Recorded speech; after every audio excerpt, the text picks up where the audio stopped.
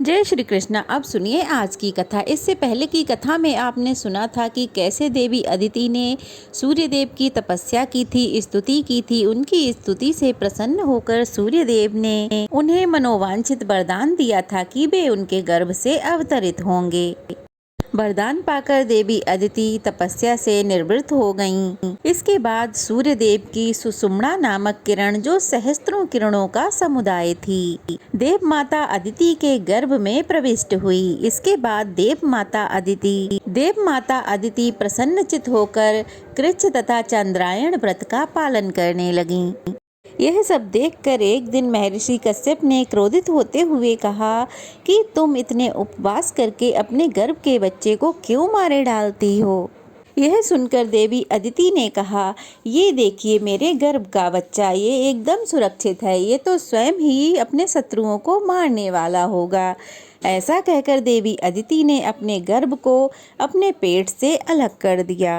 वह अपने तेज से प्रज्वलित हो रहा था। उदयकालीन सूर्य की तरह तेजस्वी उस गर्भ को देखकर कश्यप जी ने उसे प्रणाम किया और आदि ऋचाओं द्वारा उसकी स्तुति की।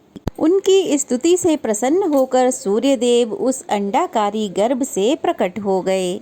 उनके शरीर की कांति कमल पत्र के समान श्याम थी। वे अपने तेज से संपूर्ण दिशाओं का मुख उज्जवल कर रहे थे।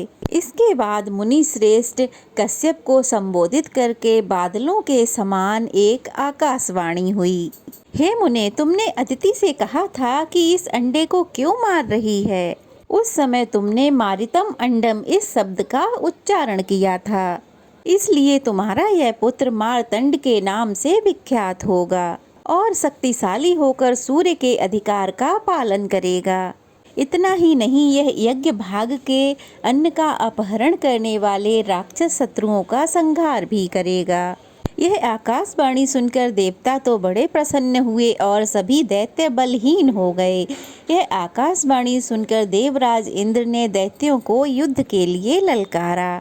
दानव भी उनका सामना करने के लिए युद्ध मैदान में आ पहुंचे। फिर तो असुरों और देवताओं का भयंकर संग्राम हुआ। उनके अस्त्र शस्त्रों की चमक से तीनों लोकों में प्रकाश छा गया। उस युद्ध में भगवान सूर्य की क्रूर दृष्टि पड़ने और उनके तेज से जलने के कारण सभी असुर जलकर भस्म हो गए। अब तो देवताओं के हर्ष की कोई सीमा नहीं रही। फिर सभी देवताओं ने भगवान सूर्य और देवी अदिति की स्तुति की। अब उन्हें पहले की ही तरह अपने अधिकार और यज्ञ का भाग प्राप्त होने लगा। भगवान सूर्य भी अपने अधिकार का पालन करने लगे। वे ऊपर और नीचे फैली हुई किरणों के कारण कदम्ब के वृक्ष के समान सुशोभित हो रहे थे। उनका मंडल गोलाकार अग्निपिंड के समान है।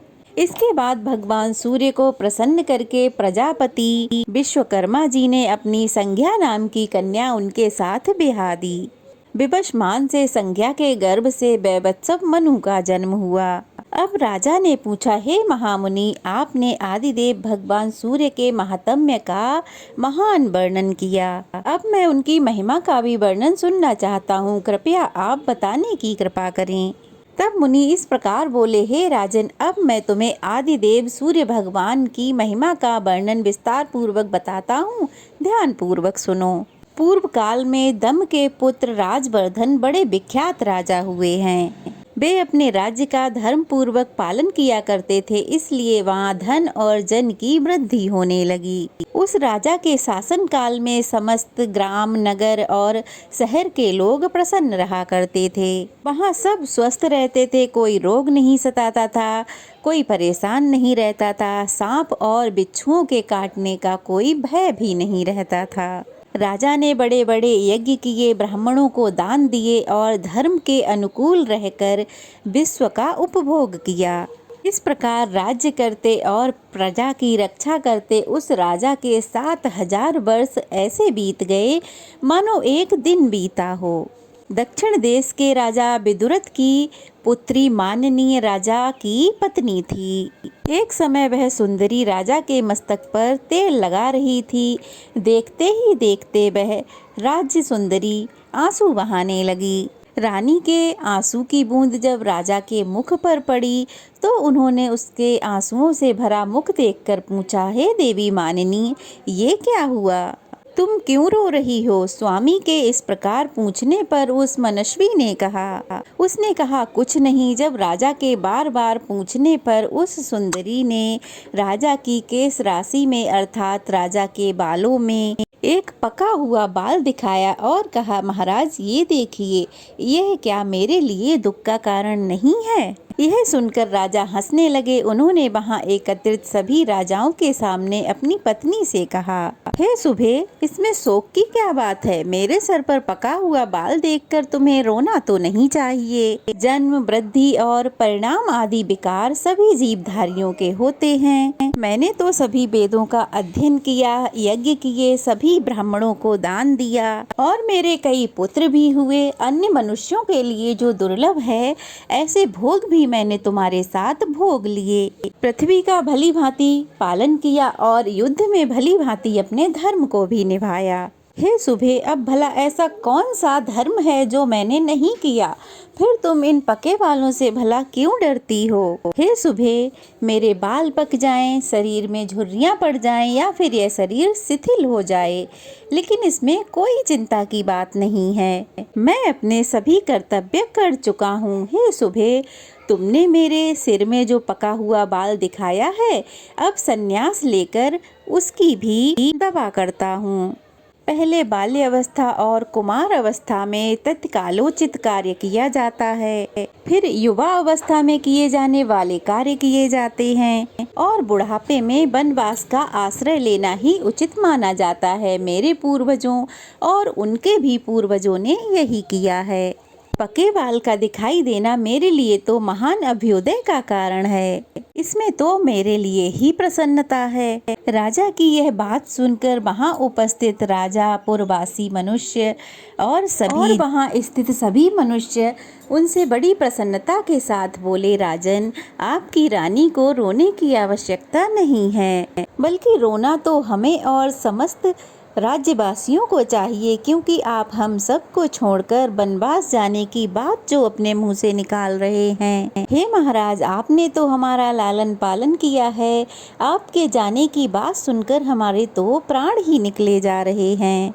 आपने 7000 वर्षों तक इस पृथ्वी का पालन किया है और अब आप वन में रहकर जो तपस्या करेंगे वो इस पृथ्वी पालित जनित पुण्य की 16वीं कला के बराबर भी नहीं हो सकती। तब राजा कहने लगे, मैंने 7000 वर्षों तक इस पृथ्वी का पालन किया, अब मेरे लिए वनवास का समय आ गया है। मेरे कई पुत्र हो गए और तो और मेरी संतानों को देखकर थोड़े ही दिनों में यमराज जी को भी मेरा यहाँ रहना सही नहीं रहेगा। नागरिकों, मेरे सिर में जो ये पका हुआ बाल दिखाई देता है, इसे भयानक मृत्यु का दूत ही समझो।